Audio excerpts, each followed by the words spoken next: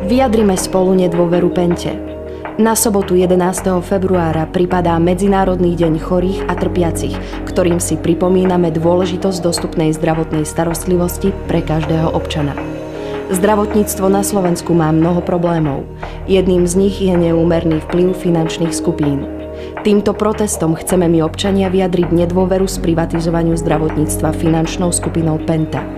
Stretneme sa spoločne na Rybnom námestí pod Novým mostom v sobotu o 13:30, odkiaľ sa pochodom presunieme pred sídlo spoločnosti Penta, kde sa nachádza aj ich zdravotná poisťovňa Dôvera.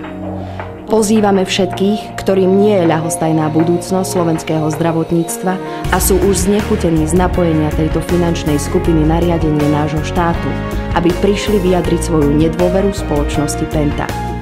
Už viac nebudeme ticho.